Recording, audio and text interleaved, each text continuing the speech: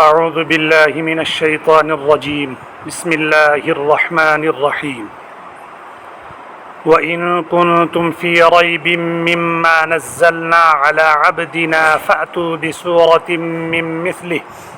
وادعوا شهداءكم من دون الله إن كنتم صادقين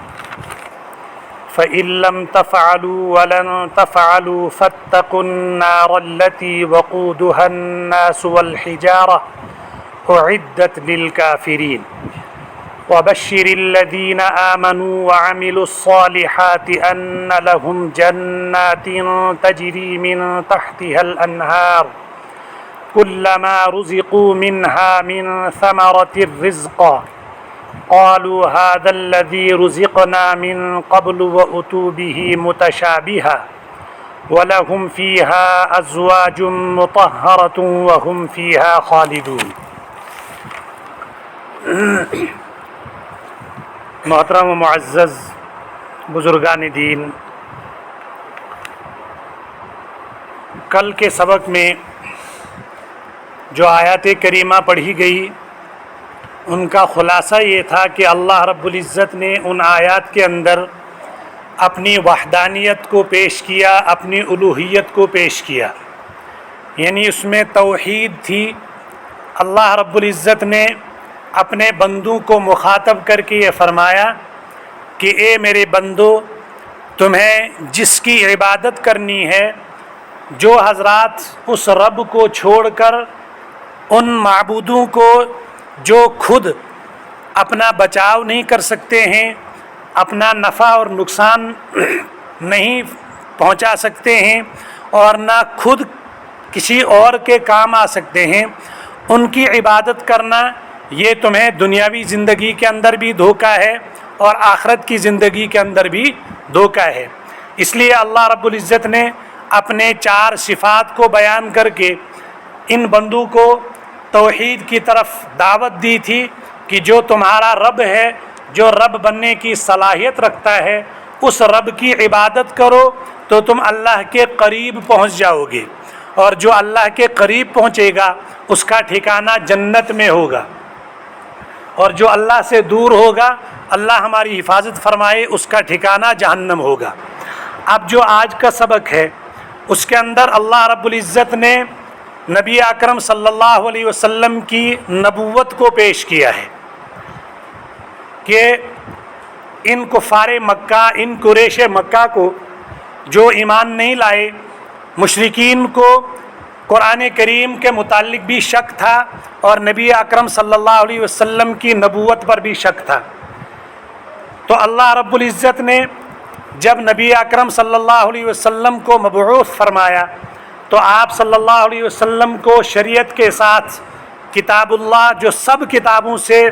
افضل کتاب ہے قرآن کریم، وہ آپ کو بطور معجزہ کے عطا فرمائی. یوں تو نبی اکرم صلی اللہ علیہ وسلم کے بہت سارے معجزات ہیں، انگنت معجزات ہیں، لیکن ان تمام معجزات میں سب سے بہترین اور سب سے بڑا معجزہ جو ہے وہ یہ قرآن کریم ہے. تو جب نبی اکرم صلی اللہ علیہ وسلم ان کفار کے سامنے، ان مشرکین مکہ کے سامنے قرآن پاک کو پیش کرتے تھے تو انہوں نے انکار کیا اس کے ماننے سے، اور انکار بےایمانہ کیا کہ یہ نہ تو ہم آپ کو نبی آخری مانتے ہیں اور نہیں آپ کی جو کتاب، جس کتاب کو آپ اللہ کی طرف منسوب کرتے ہیں، ہمیں یہ بات تسلیم نہیں ہے، یہ آپ نے خود ہی گھڑ لی ہے. تو اللہ رب العزت نے آپ صلی اللہ علیہ وسلم کی نبوت کو ثابت کیا، اور پھر جو اس نبوت کا انکار کر رہے تھے، جو اس کتاب کے کلام اللہ ہونے کا انکار کر رہے تھے، ان کو دعوت بھی دی کہ تم سب سے زیادہ پڑھے لکھے ہو، تم بڑی بڑی مجلسوں میں بیٹھنے والے ہو، تمہارے اندر بڑے بڑے شاعر ہیں، بڑے بڑے ادیب ہیں، زبان جاننے والے ہیں، اگر یہ بات سچی ہے تو تم اس جیسا ایک کتاب کا ایک ٹکڑا، ایک آیت کا ایک حصہ ہی پیش کر کے دے دو. تو اس کو اللہ رب العزت نے فرمایا وَإِن كُنتُمْ فِي رَيْبٍ مِّمَّا نَزَّلْنَا عَلَىٰ عَبْدِنَا، کہ اگر تم کو شک ہو، اگر ہو تم شک میں اس کتاب کے متعلق، اس قرآن کے متعلق جو ہم نے اتارا اپنے نبی اکرم صلی اللہ علیہ وسلم پر، اپنے بندے یعنی نبی اکرم صلی اللہ علیہ وسلم پر،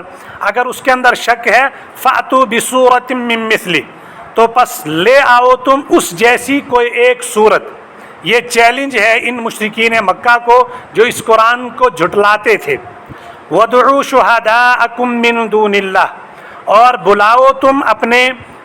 ہمدردوں کو، اپنے گواہوں کو، اپنے مددگاروں کو اللہ کے علاوہ، ان کنتم صادقین، اگر تم سچے ہو۔ اللہ رب العزت نے چیلنج کیا ان کو کہ اگر تمہارا یہ دعویٰ سچا ہے کہ یہ کتاب جو ہے یہ کسی بندے کا بنایا ہوا کلام ہے، اللہ کی طرف سے یہ نازل کردہ نہیں ہے۔ اصل میں ان حضرات کو شک بھی یہ ہوا کہ اگر یہ اتنی بڑی کتاب ہے تو یہ کتاب چونکہ نبی اکرم صلی اللہ علیہ وسلم کا بچپنا یہ بھی تنہائی میں گزرا تھا، آپ عبادت بچپنے میں کرتے تھے تو تنہائی میں کرتے تھے، اور نبوت ملنے تک آپ صلی اللہ علیہ وسلم تنہائی پسند تھے اور تنہائی میں اللہ کی عبادت کرتے تھے۔ یہ بڑی بڑی مجلسوں میں جیسے عام لوگ مجلسوں میں بیٹھتے تھے، شعراء کی مجلسیں لگتی تھی، ادیبوں کی مجلسیں لگتی تھی، ایسی دوسری محفلیں لگتی تھی، تو آپ صلی اللہ علیہ وسلم ان محفلوں سے کیا اعراض کرتے تھے، دور رہتے تھے۔ تو ان کو یہ ہوا کہ اگر یہ اتنی بڑی کتاب ہے تو کسی بڑے شاعر کے سامنے یہ اترنی چاہیے، کسی بڑے ادیب کے پاس یہ کتاب کلام اللہ آنا چاہیے، کسی بڑے پڑھے لکھے کے پاس آنا چاہیے۔ آپ صلی اللہ علیہ وسلم کے متعلق یہ کہتے کہ محمد کو تو نہ ہم نے کسی مجلس میں دیکھا، نہ ہم نے کسی بڑے ادیبوں کے ساتھ چلتے ہوئے دیکھا، نہ کوئی شعر و شاعری کرتے ہوئے دیکھا، لہذا ان کے اوپر یہ کلام آنا یہ تو سمجھ سے باہر ہے۔ اس لیے انہوں نے اس سے کیا کیا، انکار کیا، اور کہتے تھے کہ آپ صلی اللہ علیہ وسلم نے خود کیا ہے، گھڑ لیا ہے۔ تو اللہ رب العزت نے چیلنج کیا کہ تم سب سے بڑے ادیب ہو، تم اپنے آپ کو بڑے شاعر سمجھتے ہو اور فصاحت و بلاغت کے تم شہسوار ہو، لہذا اگر تم اس دعوے میں سچے ہو کہ یہ کسی بندے کا کلام ہے تو پھر تو تم اس سے زیادہ بہتر کلام لا سکتے ہو، کیونکہ محمد صلی اللہ علیہ وسلم نہ کسی مجلس میں بیٹھے ہیں، نہ تمہارے ساتھ انہوں نے کہیں مجلس کی ہے، اور نہ یہ شاعر ہیں، اور نہ کسی مدرسے میں جا کر انہوں نے پڑھا ہے، کسی اسکول میں پڑھا ہے، لہذا تم اس سے بہترین کلام لا سکتے ہو، تو تم اس جیسا کوئی کلام پیش کرو۔ اور ان کو عاجز کرنے کے لیے اللہ رب العزت نے بہت نیچے آ کر کے ایک جگہ فرمایا کہ اس جیسی ایک صورت لاؤ، اور پھر اس سے نیچے اتر کر کہا کہ صورت کا کچھ حصہ ہی تو لے کر کے آؤ، ایک ٹکڑا لے کر کے آؤ، اور اللہ نے کہا کہ تم لا نہیں سکتے ہو۔ اب کسی بھی چیز کو کرنے کے لیے یا تو خود اس کے اندر وہ صلاحیت ہونی چاہیے کہ بھائی میں وہ کام کر سکتا ہوں، جس کے اندر صلاحیت نہیں ہے تو وہ کسی ماہر سے اس کی مدد لیتا ہے، اس کو ضرورت پڑتی ہے کسی جاننے والے سے، کسی ماہر سے کیا مدد لینے کی۔ تو اللہ نے فرمایا وَادْعُوا شُهَدَاءَكُمْ، شہید کے کچھ کئی معنی ہیں، ایک معنی گواہ، ایک معنی مددگار، تو اور اسی طریقے سے ان کئی معنوں کی طرف اشارہ کرتے ہوئے اللہ رب العزت نے فرمایا کہ اگر تم خود اس جیسی کوئی صورت پیش نہیں کر سکتے ہو تو ان مددگاروں کو لے آؤ جو تمہاری اس صورت پیش کرنے میں مددگار ثابت ہوں، یا اگر اس کے معنی گواہ کے لے تو تم کچھ لوگوں کو اپنے ساتھ لاؤ جو تمہاری اس صورت کے لانے کے بعد تمہاری گواہی دیں کہ بھائی ہمارے سامنے انہوں نے یہ صورت کیا ہے پیش کی۔ جب یہ چیلنج ان کے سامنے آیا، مسیلمہ کذاب جس نے آخر میں چل کر نبوت کا دعویٰ کیا، انہوں نے کوشش کی ایک صورت بنانے کی، ایک ٹکڑا بنانے کا، اور اس ٹکڑے کا خلاصہ یہ تھا کہ اے جنگلی چوہو، تمہاری حقیقت سوائے پروں کے اور سوائے کیا رینگنے کے کچھ نہیں ہے، تم تو سراسر کیا ہو، بالکل کوئی ناچیز ہو۔ یہ اس کا خلاصہ تھا، اور یہ کہ پیش کرنے کے بعد انہوں نے جب پیش کیا تو عمرو بن عاص جو اس وقت اسلام نہیں لایا تھا، ان کے سامنے یہ فخریہ طور پر آیت پیش کی، اور پھر ان سے کہا کہ اے عمرو بن عاص، آپ کا کیا خیال ہے میری اس صورت کے بارے میں؟ میں نے ان کی چیلنج کو قبول کیا۔ تو عمرو بن عاص اس وقت اسلام نہیں لائے تھے، اس نے کہا کہ اے مسیلمہ کذاب، تو مجھ سے پوچھتا ہے، تیری عقل کہاں ہے؟ تو خود جانتا ہے کہ تیری یہ صورت اس کا مقابلہ قرآن کا مقابلہ نہیں کر سکتی ہے، کیوں خامخواہ تو اپنی بے عزتی کرا رہا ہے؟ مجھ سے بھی تو کیوں کہلوا رہا ہے کہ تو اس صورت کا مقابلہ کر سکتا ہے؟ یہ کہیں بھی تو اس کا مقابلہ کر ہی نہیں سکتا ہے۔ اور اگر کسی اور نے پیش کیا، اس نے کہا الفیل ملفیل وما ادراک ملفیل لہو خرطوم طویل، بعض نے یہ بھی کہا ہاتھی کا ایک نقشہ کھینچا ہے کہ ہاتھی کیا چیز ہے اور اس کے کیا کہنے ہیں، اس کی ایک لمبی سونڈ ہے۔ تو ان کے جو قرآن کو نہ ماننے والے تھے انہوں نے ہی اس کی تردید کی، بھائی اس کو پیش مت کرو، تم کلام اللہ کا مقابلہ نہیں کر سکتے ہو۔ تو اللہ رب العزت نے فرمایا کہ بھائی تم اپنے مددگاروں کو بھی جو بڑے شاعر بنتے ہیں، جو بڑی فصاحت کے مالک بنتے ہیں، ان کو پیش کرو، ان سے مدد لو اور اس جیسا ایک کلام پیش کر کے لاؤ۔ تو اللہ نے فرمایا کہ بھائی اگر تم سچے ہو تو ایسا کرو، کیونکہ کبھی ایسا کر نہیں سکتے تھے، کسی ماں نے وہ بچہ جنا نہیں تھا کہ جو قرآن کا مقابلہ کر سکتا ہے۔ بہرحال وہ مجبور ہو گئے یہ کہنے، یہ ماننے پر کہ یہ کسی بندے کا کلام نہیں، لیکن چونکہ ہٹ درمی تھی، عناد، ضد تھی اور سرکشی تھی، اس ہٹ درمی کی بنا پر وہ آپ صلی اللہ علیہ وسلم کی نبوت کو تسلیم نہیں کرتے تھے۔ تو اللہ رب العزت نے خود فرمایا فَإِن لَمْ تَفْعَلُوا، پس اگر تم نہیں کر سکتے ہو ایسا، یعنی اس جیسا کلام نہیں لا سکتے ہو، وَلَن تَفْعَلُوا، اور ہرگز تم نہیں لا سکتے ہو۔ اللہ نے تاکید کے ساتھ خود فرمایا کہ یہ تمہارا غلط خیال ہے کہ تم یہ کہتے ہو کہ ہم بھی جیسا کلام لائیں، اگر یہ بشر کا کلام، انسان کا کلام ہے تو تم لاؤ، پیش کر دو۔ اللہ نے فرمایا تم کبھی بھی ایسا کر نہیں سکتے ہو۔ پھر اللہ رب العزت ڈرایا، ان کو دھمکایا کہ تم جو قرآن کی چیلنج کا مقابلہ کرنا چاہتے ہو، تم اس جیسا کلام پیش کرنا چاہتے ہو، فَاتَّقُوا النَّارَ الَّتِي وَقُودُهَا النَّاسُ وَالْحِجَارَةُ، پس ڈرو تم اس آگ سے جس آگ کو بنایا گیا ہے کہ الَّتِي وَقُودُهَا النَّاسُ، جس کا ایندھن ہوں گے کون؟ یہ ناس اور پتھر، جو اعدت للکافرین، جو کافرین کے لیے کیا تیار کی گئی ہے۔ اللہ رب العزت نے ڈرایا کہ بھائی دیکھو، جو لوگ اللہ کی عبادت نہیں کرتے ہیں، جنہوں نے اللہ کی الوہیت کو نہیں مانا ہے، جنہوں نے نبی صلی اللہ علیہ وسلم کی رسالت کو نہیں مانا ہے، کل قیامت کے دن وہ جہنم میں جائیں گے، اور جہنم کو ان لوگوں کی وجہ سے کیا ہے، سلگایا جائے گا، بھڑکایا جائے گا۔ اور اس جہنم کے ایندھن ایک تو ناس، لوگ ہوں گے جو اللہ کے نافرمان ہیں، اور دوسرے یہ پتھر ہوں گے۔ اب انسان کے ذہن میں سوال آتا ہے کہ بھائی